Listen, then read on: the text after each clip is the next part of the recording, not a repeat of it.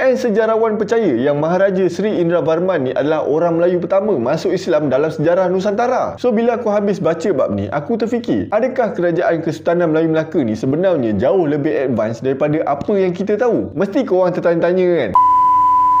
Assalamualaikum dan salam Melaka bersejarah. Disebabkan ramai yang request kat aku cerita lagi pasal Melaka, so aku decide untuk cerita lagi lah. Tapi kali ni spesifik tentang teknologi Kesultanan Melaka yang aku baca daripada buku ni. Sebelum aku nak cerita lebih jauh, hari ni aku nak share dulu tamadun atau kerajaan yang wujud kat Kepulauan Nusantara ni sebelum ada kerajaan Kesultanan Melayu Melaka. Dikatakan permulaan terciptanya tamadun kat Kepulauan Nusantara ni satu zaman dengan tamadun Mesopotamia dan tamadun Mesir, lebih kurang 5,000 tahun sebelum Masihi. Sebab orang Mesopotamia dan Mesir ni ada guna cengkeh dan kapur barus. Barang-barang ni pula boleh dapat kat Kepulauan Nusantara je, tempat lain mana ada. Orang Mesir import kapur barus daripada kota Barus, timur Sumatera untuk awet mayat daripada zaman Firaun Ramses II lagi. Selain tu, orang Mesir import juga rempah, kayu gaharu, kayu cendana, kulit kayu manis, banyak lagi lah. And diorang bagi kita pula barang kaca, senjata, sutera, minyak wangi, silver, macam-macam lagi lah. Stephen Oppenheimer ada tulis dalam buku Eden in the East. Dia cakap Nusantara ni dulu benua yang tenggelam yang dipanggil pentas Sunda atau Sundaland, and Nusantara ni permulaan kepada peradaban dunia. Dia cakap orang kat India, China and Jepun belajar cara tanam padi dari orang kat tanah Melayu, sebab orang kat tanah Melayu ni dah tanam padi 9,000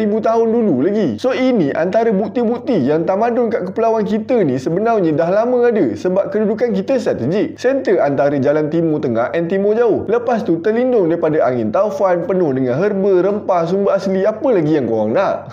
Okey, first kita cerita pasal kerajaan Kedah Tua yang dipercayai wujud sekurang-kurangnya 500 tahun sebelum Masihi. Kedah Tua juga terkenal as tempat pembuatan besi terbesar dan terbaik dunia pada abad ketiga, macam kat Sungai Batu Lembah Bujang tu. Banyak catatan pelayar luar yang datang cerita pasal Kedah Tua ni. Orang Arab panggil Qal'ah atau Kalah, orang Cina panggil Chia-Chia atau Cih-Chia, and orang India sebut Kadaram. Dalam buku The Golden Caesonist tulisan Paul Whitley ada cakap dalam catatan Cina ada sebut pasal Kedah Tua pada tahun 638 Masihi, sebab Kedah Tua hantar utusan kat istana Cina. Dan Sami terkenal Cina zaman dinasti Tang, Yi Jing atau Ai Qing pernah singgah kat Kedah Tua masa on the way nak pergi ke Nalanda, India nak belajar Buddha, and semua perjalanan beliau ni guna kapal orang sini. Dan pada tahun 685 Masihi, Yi Jing datang Kedah Tua lagi, tapi Kedah Tua dah duduk bawah payung kerajaan Sriwijaya dan kerajaan Jambi. Paul ada tulis juga tahun 940 Masihi, Abu Dulaf Al-Muhalhil, pelayar Islam dari Bukhara, ada datang Kedah Tua. Abu Dulaf cakap yang Kedah Tua ni cantik, keliling dinding kubu, banyak taman bunga, air mengalir daripada mata air, ada pembuat pedang, dah ada sistem denda dan penjara untuk undang-undang, mandi kat sungai, duit guna silver. Currency Kedah Tua masa tu disebut Fahri, pakai sutera mahal, macam-macam lah kan.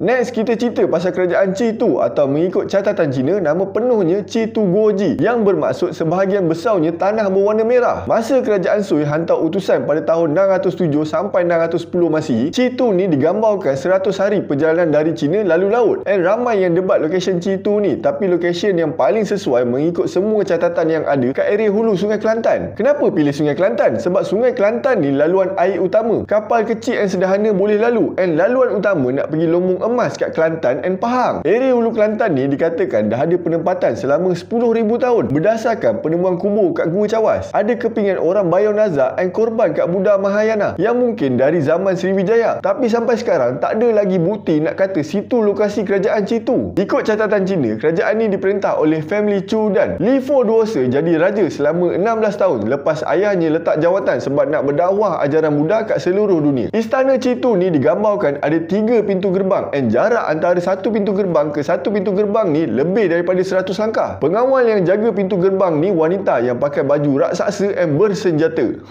Utusan Maharaja Sui ada juga cakap budaya Chitu ni laki perempuan kena tindik telinga, pakai minyak wangi, bunga mawar, perempuan kena pakai sanggul, and kalau nak pakai barang perhiasan emas kena minta izin raja dulu. Tak kisahlah orang biasa ke orang kaya ke, raja bagi pakai baru kau boleh pakai. Next kita cerita pasal satu kerajaan yang jarang kita dengar, iaitu kerajaan Tantan yang terletak kat Besut Terengganu kalau mengikut catatan The Golden Caesonist lah. Dalam catatan dinasti Liang, raja kerajaan Tantan selalu hantar orang untuk bagi surat utusan raja and hadiah-hadiah macam emas, silver, gading dan lain-lain lagi lah. Catatan Tongdian ada cerita detail pasal kerajaan ni. Contohnya, nama keluarga kerabat raja ialah Shali atau Kshatriya, and nama raja pada masa catatan tu dibuat ialah Shilingja atau Sri Lingga. Ada lebih kurang 20,000 family yang duduk kat pusat bandar kerajaan tu, and hari-hari akan ada tetamu datang menghadap raja, 2 kali pagi, 2 kali petang. Menteri besar dia ada 8 orang. Jemaah menteri ni digelar 8 teras yang diketuai seorang Brahmin. Badan raja penuh dengan bedak wangi, pakai crown tinggi, pakai rantai permata, baju colourful, and pakai kasut kulit. Kalau raja keluar istana, kalau dekat naik tandu, kalau jalan jauh naik gajah. Undang-undang kerajaan ni pula sangat ketat. Tak ada hukuman berat ke ringan ke, semua kesalahan undang-undang hukumannya bunuh. And hasil utama kerajaan ni ialah emas, silver, kayu cendana putih, kayu sepang, and sirih pinang. Cerita pasal kerajaan kat Terengganu ni kan, satu bukti kewujudan tamadun kat tanah Melayu ni is batu bersurat Terengganu. Pada tahun 1887, orang kampung jumpa batu bersurat ni kat tepi Sungai Tara, Kampung Buluh, Kuala Berang, Terengganu. Lepas tu batu ni jadi alas basuh kaki untuk naik tangga surau kampung tu. Pada tahun 1902, Syed Hussein bin Gulam Al-Bukhari perasan yang batu alas ni bersejarah yang penting, and terus suruh ketua kampung bagi batu tu kat Sultan Terengganu masa tu, Sultan Zainal Abidin III. Batu bersurat Terengganu ni ditulis pada hari Jumaat 4 Rejab 702 Hijrah bersamaan 22 Februari 1303 dalam bahasa Melayu guna tulisan Jawi. Batu bersurat ni ada cerita pasal kemasukan Islam kat tanah Melayu,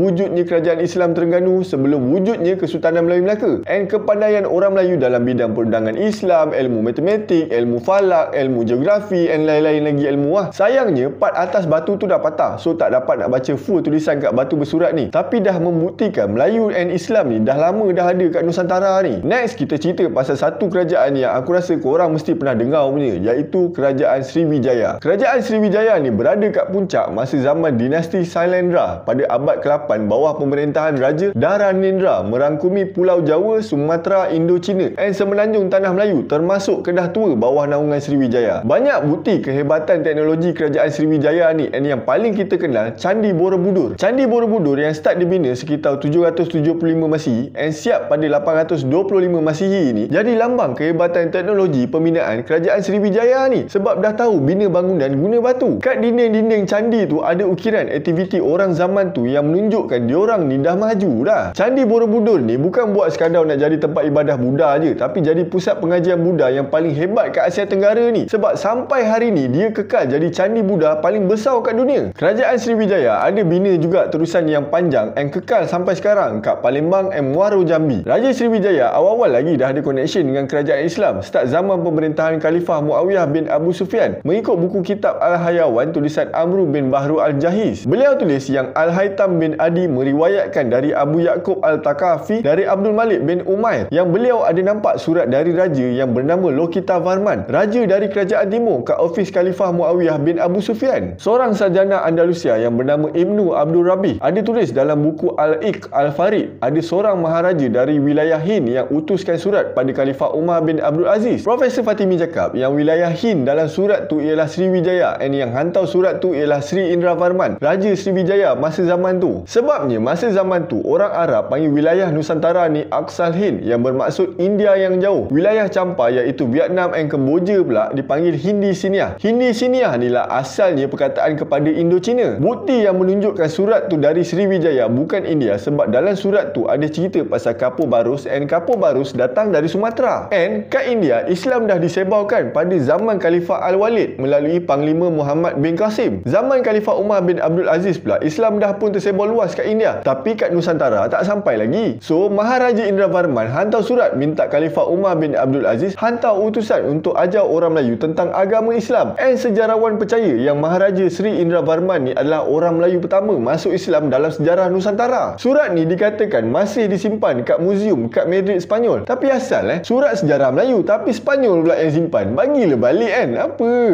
Kesinambungan kehebatan teknologi Sriwijaya ni lah menyebabkan Melaka boleh jadi kerajaan hebat, sebab para Meswara anak Raja Palembang yang ada keturunan Raja-Raja Sriwijaya. So masa zaman para Meswara bina Melaka, beliau dah ada banyak ilmu dah, lagi-lagi teknologi pembinaan, sebab Candi Borobudur tu nenek moyang beliau yang buat. Mustahil lah kan para Meswara tak tahu apa-apa. So bila aku habis baca bab ni, aku terfikir, adakah kerajaan Kesultanan Melayu Melaka ni sebenarnya jauh lebih advance daripada apa yang kita tahu? Mesti korang tertanya-tanya kan? Tak apa, next kita cerita pula keagungan Kesultanan Melayu Melaka. Terima kasih lah sebab sudi dengar cerita aku. Kita jumpa lagi dalam next video. Assalamualaikum. Assalamualaikum dan salam Melaka bersejarah.